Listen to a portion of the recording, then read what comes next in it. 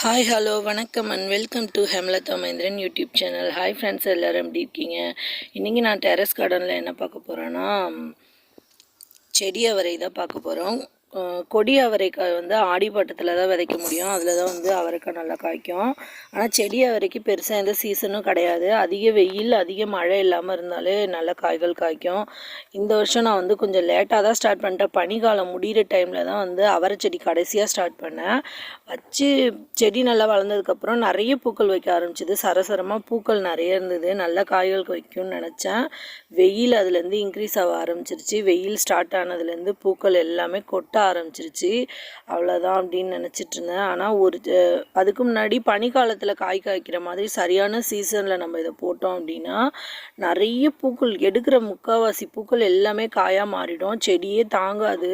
நான் எப்போவுமே 1 இல்லை 2 3 செடி தான் வைப்பேன். அது எல்லாமே ஃபுல்லாக காய் இருந்துகிட்டே இருக்கும் அதில்.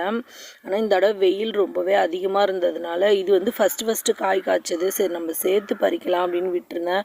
அதாக அடித்த வெயிலில் அந்த காய் வந்து சீக்கிரமே முத்தி காஞ்சியே போயிடுச்சு. இந்த ஒரு பாட்டில் உள்ளதான் ஃபஸ்ட்டாக ஸ்டார்ட் பண்ணது. நான் 2 செடியாக வந்து ஒரு வாரம் கேப் விட்டு ஸ்டார்ட் பண்ணியிருந்தேன்.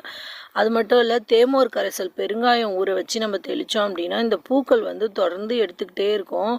இது செடி அவரையில் அது ஒரு ப்ளஸ் என்னன்னு பார்த்தீங்கன்னா, நம்ம தேமோர் கரைசல் சரியாக கொடுத்துட்டே வந்தோம்னா பூக்கள் வந்து விடாமல் வச்சுட்டே இருக்கும். அந்த மாதிரி தேமோர் கரைசல் 2 நேரம் தண்ணி விடுறது, அதுக்கப்புறம் மூடாக்கு போட்டு வைக்கிறது, இந்த மாதிரியான டிப்ஸ்லாம் கொஞ்சம் ஃபாலோ பண்ணி கொஞ்சம் ரெகுலராக இதெல்லாம் கொடுத்துட்டு இருந்தனால தான் இந்த வெயிலில் வந்து ஏதோ கொஞ்ச நாளும் காய்கள் காய்ச்சிது. கிட்டத்தட்ட ஒரு 7-8 செடி வந்து இந்த மாதிரி பாட்டில் போட்டிருக்கேன்.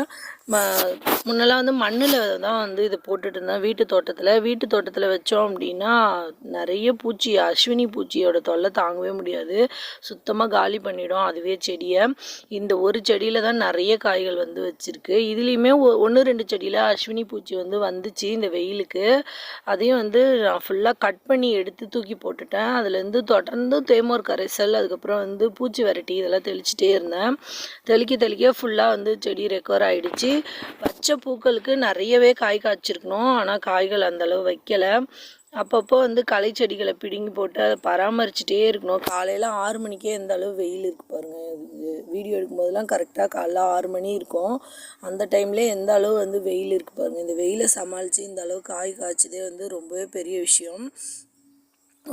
இதுக்கு முன்னாடி நான் 2-3 செடி போட்டிருக்கும் போதெல்லாம் வாரத்துக்கே எப்படியும் ஒரு 1/2 கிலோ அந்த மாதிரி காய் காய்ச்சிட்டு இருந்தது.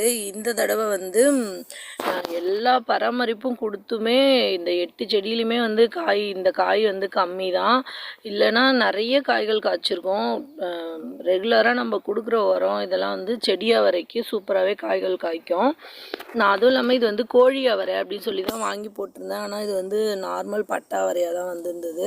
இதுலேருந்து கொஞ்சம் விதைகளும் சேகரித்து வச்சுருக்கேன். மழை ஸ்டார்ட் ஆனதுக்கப்புறமா வீட்டு தோட்டத்தில் வந்து போட்டு விடணும். இல்லைனா மாடி தோட்டத்திலே திரும்பவும் ஒரு பேட்ச் ஆரம்பிக்கலான்னு இருக்கேன். இது கூடவே இன்னும் நிறைய காய்கறிகள் வந்து ஹார்வெஸ்ட் பண்ணியிருந்தோம். அதெல்லாம் வந்து அடுத்தடுத்த வீடியோவில் பார்க்கலாம். தேங்க்ஸ் ஃபார் வாட்சிங்.